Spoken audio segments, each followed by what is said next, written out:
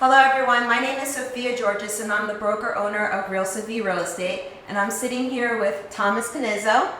Hi everyone, Tom Canizzo, Executive Vice President and Retirement Plan Consultant at Apollo Financial Advisors.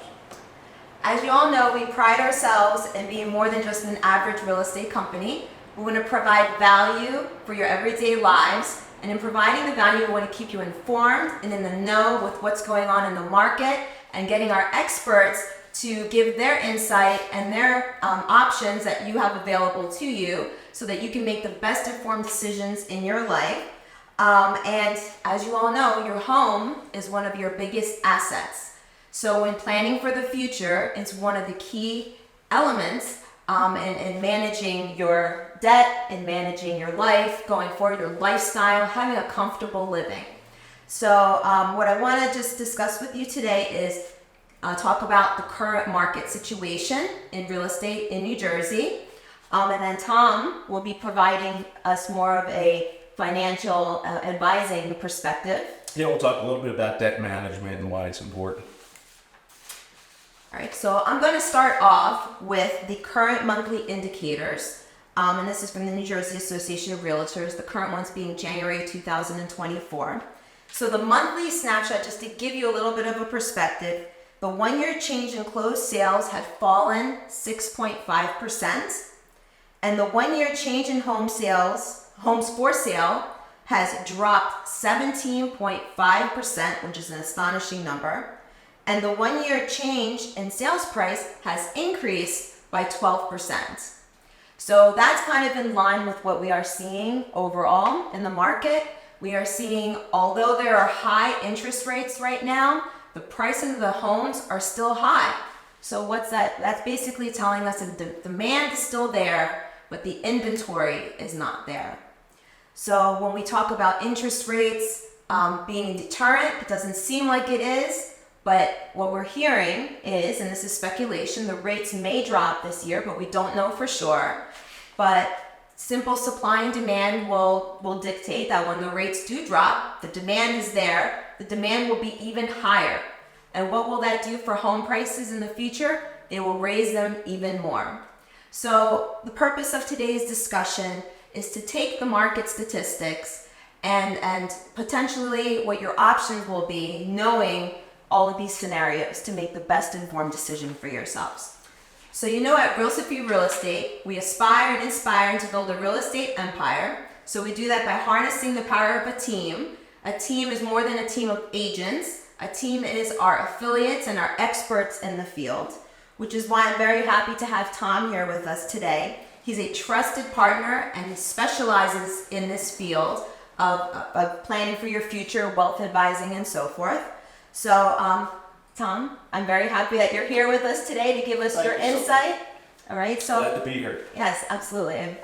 And one of the key elements, I know we spoke about this before, when deciding to sell your home or even planning for the future, is managing your debt. Yeah. Right. Debt seems to be a huge discussion to have to live comfortably. It is. Yeah, debt can be very stressful for people, but there are a couple of key elements that you really need to remember about debt. There's differences in good and bad debt, and one of the other keys is not taking on more debt than you can comfortably handle on a monthly basis. When you're talking about, the difference between good and bad debt, good debt could be things like going back to school to get another degree, getting a car to get you to and from your job so that you can earn a better living. Those would be considered good debt. Could be buying a house, think of things that appreciate in value over time. Those are considered good debt. Things with low interest rates, good debt. Bad debts are, buying things that you don't need but you want. Latest designer clothes, putting big purchases on credit cards, using credit cards to get through just a normal monthly expenses for living, using credit cards because you're going to get more points if you buy stuff. Unless you can comfortably pay those off at the end of every billing cycle, at the end of every month, then that's bad debt, because those are typically very high interest rate debt and don't necessarily provide you with things that go up in value. Okay. Yeah, and I remember when I was in business school, one of my professors, that was one of the points, take home points for me was, she said, debt is not necessarily bad. It's only bad when you can't pay for it, right? So that stuck in my head, definitely. So you mentioned in your description, credit scoring. Yeah. So, yeah, credit scoring is another thing that you really should be aware of, because that's going to also determine what kind of interest rate you get when you're, let's say you're going buy a car, or you're going to buy a house. Good credit is anywhere from 700 to 850. So anything in that range is a good credit score, and that can help you lower the interest rate the higher your score is. How do you do that? Well, you pay off your debts as quick as you can monthly. You don't have a lot of extended debt, so you're not running up, say, 25% of your credit balance. You have multiple kinds, but not, say, 5 different credit cards. What I mean by multiple kinds of debt, you have a mortgage, you have car payment, you have credit card debt. There's 3 different types of debt. Credit rating agencies, of which there's 3. Most of you probably heard of them: Equifax, TransUnion, and what was it? Experian. There you go. That's probably the biggest one. They all look at how much debt you have, how many credit cards you've applied for and either been accepted or declined by, the length of time that credit balance is out there, how quickly and how I wouldn't say accurately, but how consistent you make your payments. All that factors into your credit score, and knowing what that is really important when you're, like I said, going to buy one of those bigger purchases. Right? Stay on top of it. Most of your banks now offer free credit monitoring. You can see what your FICO score is, which is the score everybody looks at. Knowing what that is before you go shopping is really good to kind of put you more in a driver's seat, so you know where you're going to fall when you're looking for those loans. So take us through when, if we're going to come in and talk to you, I'm interested in managing my finances, planning my debt, trying to organize myself. I'm assuming you're going to be going through like a spreadsheet, more or less, kind of like what are the things that are going to have to be inputted on there for us to determine, where we're going. And can you speak to that? Like, what are some of the things that people will be having to talk to you about? And like, I know you mentioned the car and so forth, but sure. So when we're talking about knowing what your monthly budget's going to be, and it's really simple as that. We're going to look at your assets minus your liabilities. So what income are you generating? How much money do you owe every month? What's your groceries? What are your utilities? What's your mortgage payment? And as we funnel through all of that, we can kind of figure out, okay, now that we know you're saving for retirement, you're participating in your employer-sponsored plan, let's say. You've got 3 to 6 months of emergency money stashed aside in the bank. Those are all key. Then you can kind of figure out, okay, what's my bottom line? How much debt can I comfortably take on and pay every month? So that's kind of how we boil that down into figuring out what can you afford, right? So again, it's as simple as doing a budget, which, I guess if it was so simple, there wouldn't be a need for me, right? So that's really where we start. We kind of just start literally at the basics. It's just finance 101. okay. And I know for our 1099 employees, this is really a very valuable tool, right? Because we don't have the 401k from an employer. We don't have a lot of the pension, we don't have pensions, we don't have the benefits, right? So I always say an agent can sell all day long, but what do they do with their money when they make it, right? That's the important aspect of all of this. So is there any risk assessment involved, like when you sit down and talk to somebody that's got a job, like a steady paycheck, bi-weekly versus like a 1099, or is it similar? It's similar in many respects. There are some differences, obviously, if you're a 1099 contractor, a non-employee, or considered an NEC. There are some different conversations, or some different alleys we'll go down, but in general, the conversation's always the same. It's kind of what's your monthly income, what's your monthly expense, and do we need to cut anything? Where is the medium that allows you to, again, save money for your future? What the specifics are really depends on each individual's family needs. It's hard to say. There's no cookie cutter answer, I guess, is really what I'm saying. Yeah. Yeah. Well, if there was a magic wand, right, I would love to know what that one is. For sure. All right. We also, bring it back to real estate a little bit. We see estate sales out there.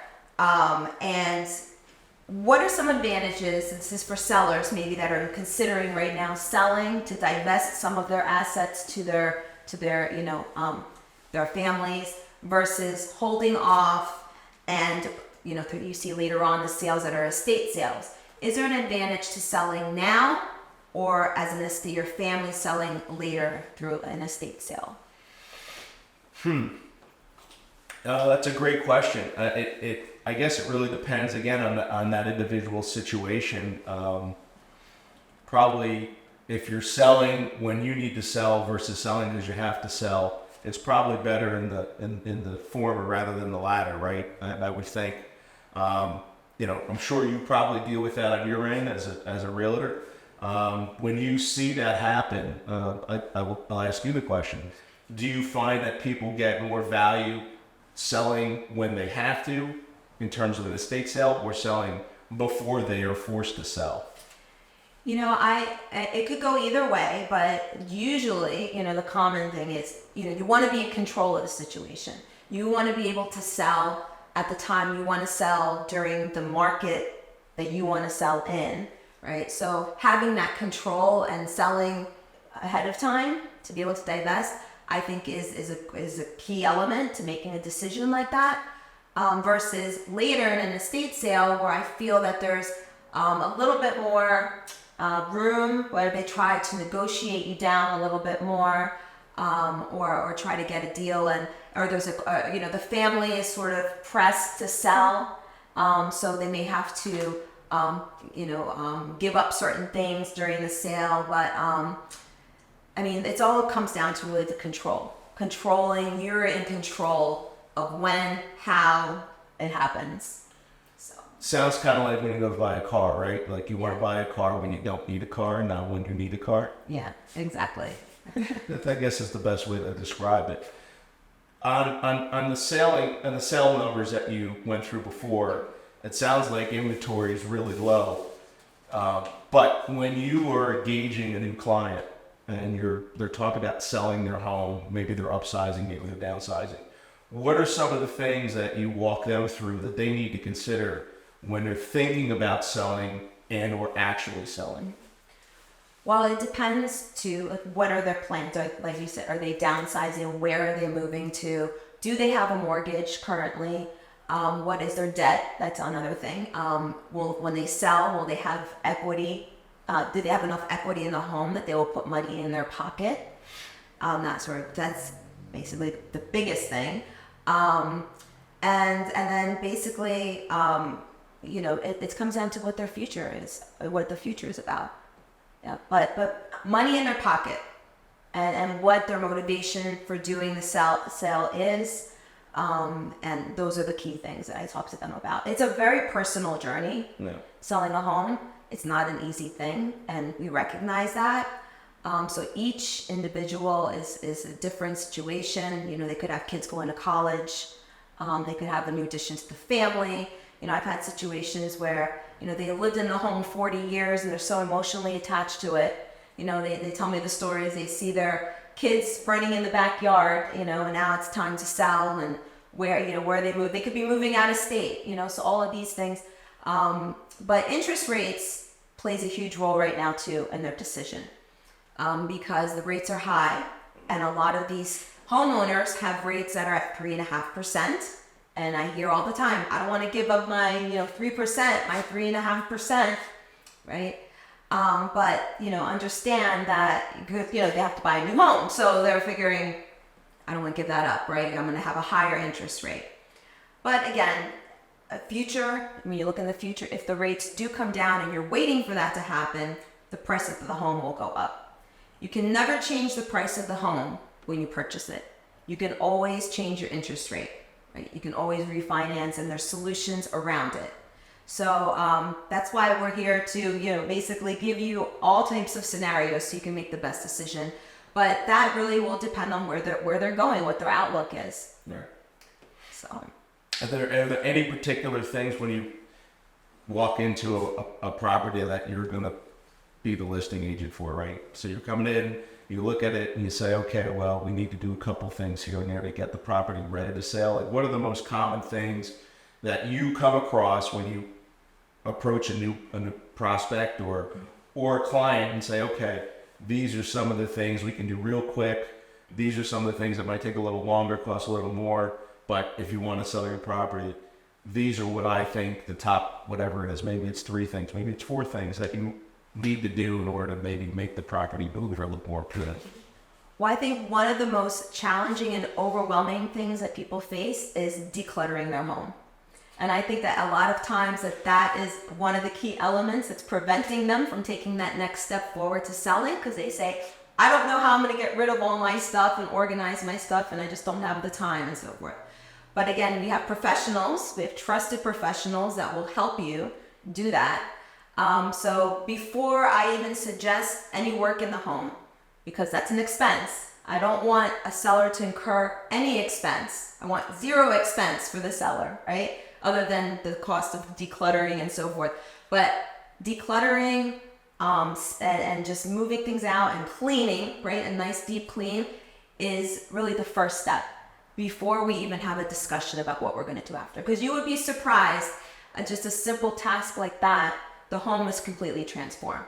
And I've had instances where I've gone in and to listing appointments, and I said that, and they said, wow, everybody that's come here says I need to redo my kitchen, I need to redo my bathroom, I need to redo this. And I said, well, I'm not here to waste your money, okay? I'm not here to make it easy for me, right, to have it HGTV ready, right? I'm here to make it cost effective for you in selling your home. So the first thing is really the decluttering and the really good cleaning, and then we sit back and then we evaluate. But the biggest thing is setting your price. Setting your price properly is the biggest part of selling a home, because the home can be falling down, right? But if you have the price set properly, it will sell, right? So if the price is set too high, even in this crazy market where I just gave you the statistics about the prices being so high, you still need to price the home correctly. I was speaking to clients that say, so-and-so came to my house and said they want to list it for some crazy price. And I said, no, that's too high, So you still have to list it right. And my experience is even if you list even slightly below whatever market analysis that I do for it, it will organically raise the price because the interest is there. So you want to have not one person to come in and negotiate your price down. You want to have 10 people come in and naturally, organically drive the price up. So price is the most important when we sit down and talk. And then, like I said, just the decluttering process. Now, if we start getting some feedback at that point, when we have it listed on certain things, we can always make adjustments. But, kitchen, bathrooms, right? Those are all really the biggest things that people like to look for. But like I said, you can have a hole in the wall. And if you have the price set properly, you can sell the house.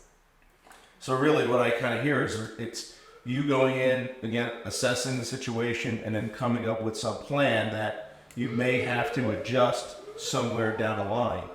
Not much different than what we do, what I do when I talk budget and debt management with clients, right? It's finding out what do they need, what do they want, how we budget it, and again, going through that asset liability, matching it up and making sure they've got money left over, some disposable income to do things with, and then showing them how they can check on their credit score, manage their credit so that they get the best possible deals they could get when they're shopping for the car, for the new home, for a second home.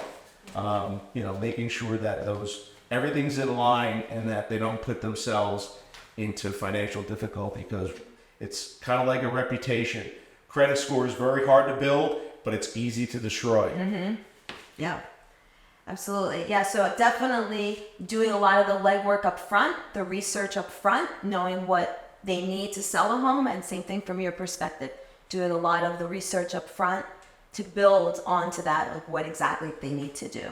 Yeah. And you know pretty quickly at that point too if you need to readjust. I know in my area, I'll know after a week.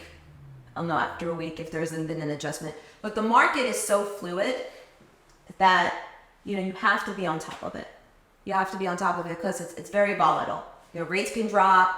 Now the price of the homes change. There's a lot of factors that work that play into it, right?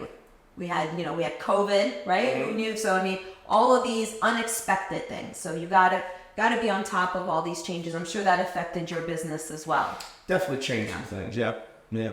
People are more apt to do, Zoom meetings versus in person. I guess if there's a positive that came down to Zoom, it made my traveling a little bit easier. Absolutely. Well, anything else we want to talk about? I think we covered everything. I don't have anything else right now. I had a debt, blast doing this. Yeah, debt was I think the biggest thing. Getting the debt under control. Yeah, managing your debt is critical. I don't think there's probably anyone who sees this that hasn't struggled with debt at one point or another. At least has one, maybe two, hopefully not four credit cards. But again, having some is critical in building your score. Having too much is critical in destroying your score. So just knowing how to manage it and finding trusted people that you can bounce ideas off of and help you stay on track is, I think, really the moral of the story, right? Whether you're selling a home or trying to manage debt, that's the important part. Mm-hmm. So the purpose of this discussion was to keep all of our home sellers and prospective, even buyers can get a lot of valuable information in this, but, talking about the real estate market, keeping you in the know, keeping you informed. These are every situation is different, right? So the more information you have, the more value we provide to you so you can make the best decision. Nobody's forcing you to sell your home, right? This could be something you can do next month. This could be something that's good for you in 2 years, after having a discussion with Tom. But the purpose of this is to get you on that path, to make sure that you have a projection of where you want to go, so that you're not left at some point later on saying, oh, I wish I had done this, I wish I had done that. So I hope this information has provided some valuable resources for you. And I hope we can do this again, Tom. Yeah, I really appreciate you coming by. This was great. It was fun. Thank you. Yeah. So, all right. I will stay tuned for more of these informational sessions, and you can visit our website at realsophyrealestate.com. You can go to events, and we're going to have a lot more in the future. So thank you all for joining us. Take care.